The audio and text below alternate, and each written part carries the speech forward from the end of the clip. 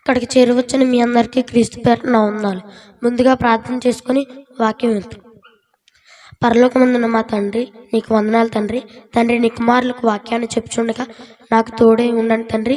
అలాగే తండ్రి, వినుచున్న వారు కూడా తండ్రి అశ్రద్ధ చేయకుండా ఆ వాక్యంలోని జ్ఞానాన్ని వారు తీసుకునేలా చూడండి తండ్రి. మా అందరి కోసం ప్రాణపెట్టి తిరిగి లేచిన యేసుక్రీస్తు వారి నామంలో అడిగి వేడుకుంటున్నాం తండ్రి, ఆమేన్. ఈరోజు నేను చెప్పబోయే అంశం ఏంటి? ఎవరు మీకు మాదిరి? రియల్ హీరోనా అనగా సినిమాలో నటించే వాళ్ళ లేదా నిజంగా ఉన్న హీరోనా? వీళ్ళారా, ఈ లోకంలో ప్రతి ఒక్క మనిషి ఏదో ఒక లక్ష్యం కలిగి ఉంటాడు.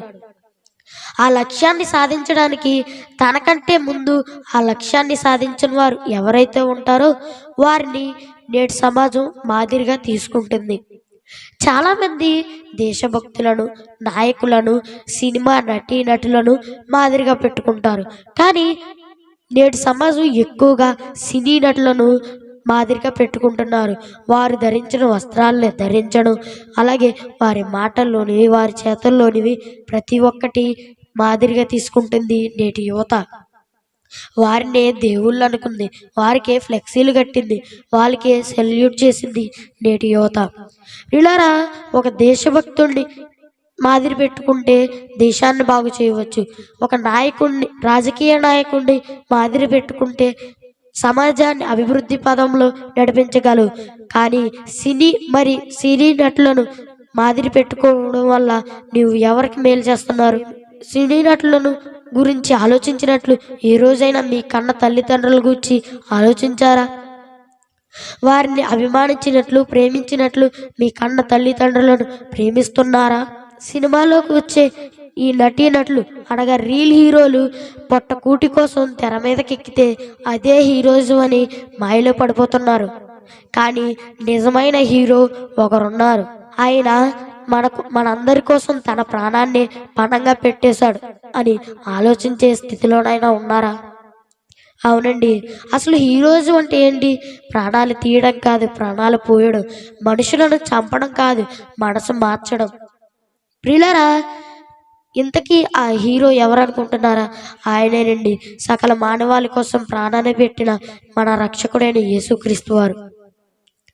సినిమాలో వాళ్ళు ఎలా రెడీ అవుతారో మీరు అలా రెడీ అవుతారు. దానివల్ల ఏ ఒక్కరికి కూడా ప్రయోజనం లేదు. కానీ మన రక్షకుడైన యేసుక్రీస్తు వారు మన కొరకు, మన పాపాల నిమిత్తం ప్రాణాన్ని ఇచ్చాడు.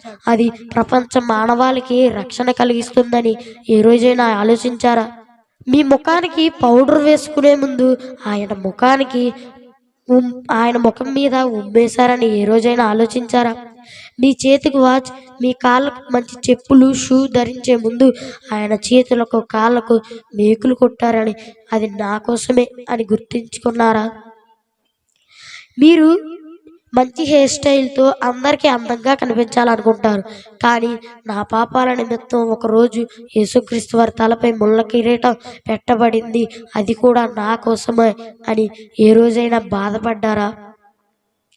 మన పాపాలే ఆయనకి గాయాలుగా మారాయని, మన పాపాల కోసం ఆయన తన ప్రాణ త్యాగం చేశాడని ఆలోచించండి, గ్రహించండి.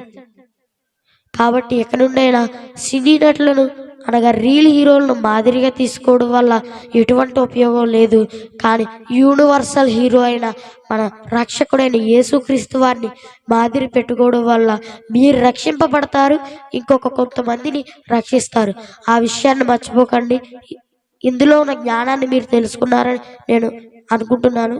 ఏమైనా తప్పులు చెప్పుంటే క్షమించమని కోరుతున్నాను. ఇప్పటివరకు నా మాటలు మీ అందరికీ